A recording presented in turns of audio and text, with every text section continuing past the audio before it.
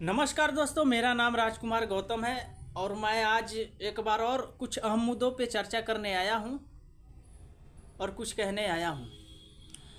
आज की स्थिति ऐसी हो गई है कि धार्मिक धाराएं और राजनीतिक धाराएं और पत्रकारिता की धाराएं तीनों एक ही दिशाएं में बह रही है और तीनों एक ही दिशाएं में चल रही है। और उसके विपरीत मैं कुछ कहने आया हूं आपसे। वैसे तो आज की स्थिति में कुछ बोलना उचित नहीं है, क्योंकि बोलने पर भी पाबंदी लगा हुआ है, लेकिन कोई बात नहीं, मैं बोलूँगा, क्योंकि मुझे संविधान ने अधिकार दिया है, अभिव्यक्ति की आज़ादी और स्वतंत्रता और बोलने की आज़ादी दी है, इसलिए मैं बोलूँगा। और दूसरी बात है कि अगर आप लोग का सपोर्ट रहा और आप लोग का प्यार आशीर्वाद बना रहा तो मैं इसी तरह वीडियो बनाता रहूँगा और इसी तरह आवाज़ उठाता रहूँगा। इसलिए आप लोग से अनुरोध है, आप लोग से निवेदन है कि आप लोग हमारे चैनल को अगर यूट्यूब पर देख रहे हैं तो सब्सक्राइब कीजिएगा, अगर फेसबुक पेज पे देख रहे हैं तो फेसबुक पेज को लाइक कीजिएगा और कमेंट ज़रूर कीजिएगा, क्योंकि कमेंट से मुझे पता चलेगा कि मैं क्या कर रहा हूँ, क्यों कर रहा हूँ, सही कर रहा हूँ, गलत क्या कर रहा हूँ। इसलिए आप लोग कमेंट ज़रूर कीजिएगा। अब वीडियो को पूरा देखिएगा, अच्छा लगे फिर भी प्रतिक्रिया दीजिएगा और नहीं लगे फिर भी दीजिएगा। ये बड़ी अच्छी बात कही। आज का अहम मुद्दा यह है कि जो धर्म गुरुओं का काम है वो राजनीतिक पार्टियां करने में लगी है। और कैसे लगी है मैं आपको बताऊंगा अभी, उससे पहले ये वीडियो देखिए।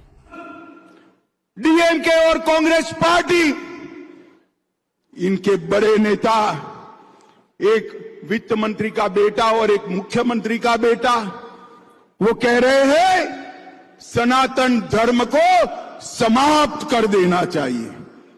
मुझे बताओ भाई, सनातन धर्म को समाप्त करने के लिए आप तैयार हो क्या?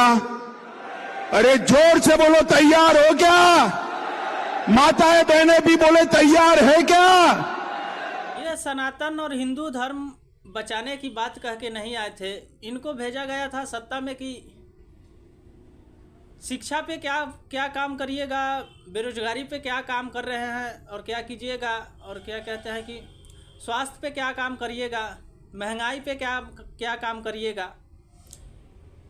इन मुद्दों को लिए इनको भेजा गया था सत्ता में और इन मुद्दों पे चर्चा करना चाहिए इनको। अरे बाप रे, ये तो धोती खोल रहा। ना कि सनातन धर्म और हिंदू धर्म की बचाने की बात करना चाहिए। उनके बचाने के लिए सनातन को मानने वाले लोग हैं, सनातन को मानने वाले धर्मगुरु है, ये बड़ी अच्छी, वो बचाएंगे उनको। आपका काम है संवैधानिक दायरे में रह के आप महंगाई, बेरोजगारी और स्वास्थ्य पे क्या काम कर रहे हैं, ये काम है आपका। ये बड़ी अच्छी बात कही आप।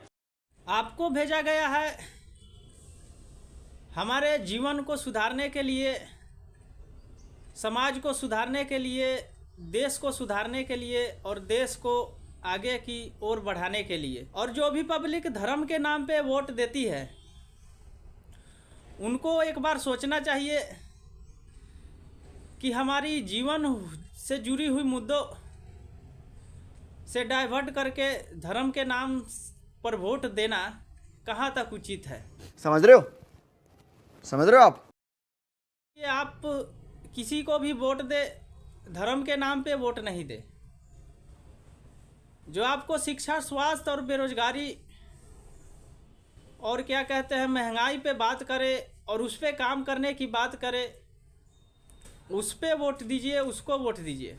ये बड़ी अच्छी बात कही आप। धर्म कोई सा भी हो, उसमें सामाजिक कुरीतियाँ, धार्मिक कुरीतियाँ नहीं होनी चाहिए। रही बात उदयनिधि स्टालिन का बयान का, तो उसने किस संदर्भ में कहा है, उसने सफाई भी दी है। लेकिन अगर उसने कुछ गलत कहा है तो उसके लिए कानून है, कोर्ट है, सुप्रीम कोर्ट है, हाई कोर्ट है, प्रशासन है, शासन है, वो कार्रवाई करेंगे। लेकिन आप उस बात को लेके आप सनातन के बचाने की बात करने लगेंगे। ये घमंडिया गठबंधन, ये इंडी अलायंस उस सनातन संस्कारों को, परंपरा को समाप्त करने का संकल्प लेकर के आए हैं। तो ये तुष्टीकरण की राजनीति जितना वो कर रहे हैं उतना ही आप कर रहे हैं। अरे बाप रे, ये तो धोती। धर्म कोई सा भी हो, जिस धर्म में सामाजिक कुरीतियां रहेगी उसको मिटाने की बात होगी और होती रहेगी। तो बहुत ही अज्ञानता हुई हमारी कि हम भगवान की भी ना माने, फिर तो हम भगवान से भी बड़े हो गए। तो पूजिए विप्र सकल गुणहीना और शूद्र न गुण गण वेद प्रवीणा। शूद्र चाहे कितना भी वेदों का ज्ञाता क्यों ना हो, शास्त्रों का ज्ञाता क्यों ना हो, शूद्र कभी पूजनीय नहीं हो सकता। ब्राह्मण हर हाल में पूजनीय है। आज के लिए इतना ही, फिर मिलेंगे अगले वीडियो में।